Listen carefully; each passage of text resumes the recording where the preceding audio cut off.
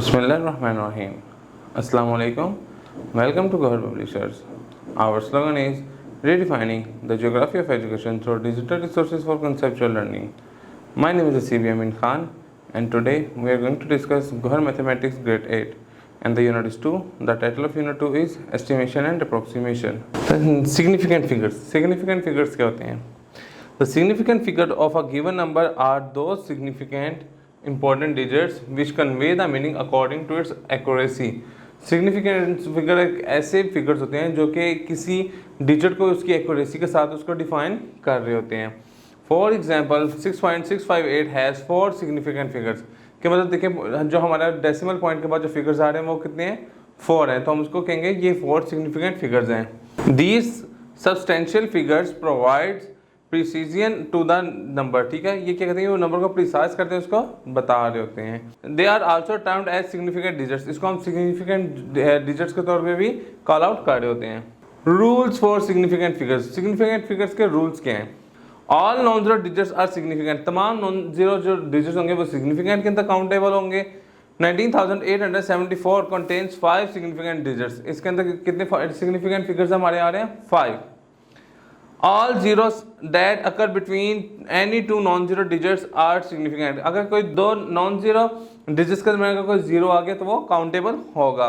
Let's suppose 108.29 contains 5 significant figures. देखिए इसमें zero इनके non-zero के दरमियान में आ रहा है तो ये काउंटेबल होगा. All zero that are on the right of the decimal point and also on the left of the non-zero digit is never significant. वो कहता है वो all non-zero जीरो के अलावा है are on the right of the decimal जो कि decimal के राइट साइड पे हैं and also on the left on the non-zero digit. और अगर वो non-zero digit से पहले हैं is never significant. वो significant के अंदर काउंटेबल नहीं होंगे. For example 0.00798 contain 3 significant digits. इसके अंदर जो हमारे significant digit कितने हैं वो सिर्फ यही 3 काउंट हो रहे होंगे. रिपीट कर रहा हूँ. All zero that are on the right of the decimal are significant.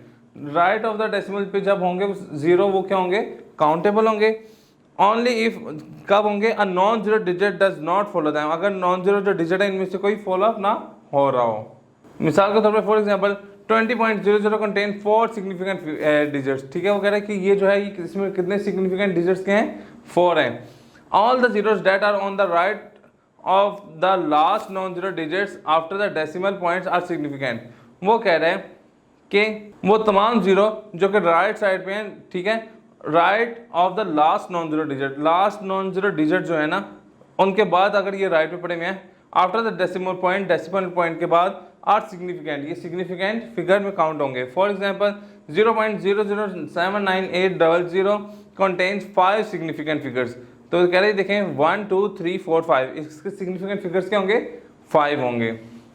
All the zeros that are on the right on the last non zero digits are significant. Right के ऊपर तमाम जो डिजिट हैं वो significant होंगे. कब? If the come from a measurement. अगर वो किसी मेजरमेंट से आ रहे हों. मिसाल के तौर पे 1090 मीटर कंटेन 4 सिग्निफिकेंट फिगर्स. इसमें कितने सिग्निफिकेंट फिगर्स हैं हमारे? 4 है. Rounding significant figures. कैसे राउंड किया जाता है सिग्निफिकेंट फिगर्स को? A number is rounded off the required number of the significant digit by leaving one or more digits from the right. वो कहता है कि इसको अगर आप सिग्निफिकेंट करना इसको राउंड ऑफ करना चाह रहे हैं किसी सिग्निफिकेंट फिगर को तो आपके जो राइट साइड पे है, ठीक है, होना चाहिए एक या एक से ज़्यादा क्या हो डिजिट्स मौजूद हों. When the first digit in the left is less than 5. अगर जो हमारा लेफ्ट पे जो डिजिट है वो लेस देन 5 होगा. The last digit held should remain constant. तो हमारा जो लास्ट डिजिट है वो हमारा कांस्टेंट ही रहेगा.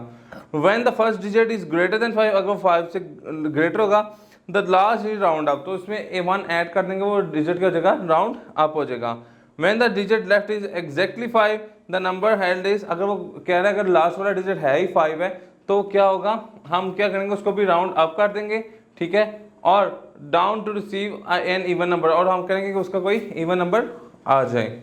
When more than 1 digit is left. कहता है अगर लेफ्ट पे एक से ज़्यादा डिजिट हैं rounding off should be done as whole instead of 1 digit at a time.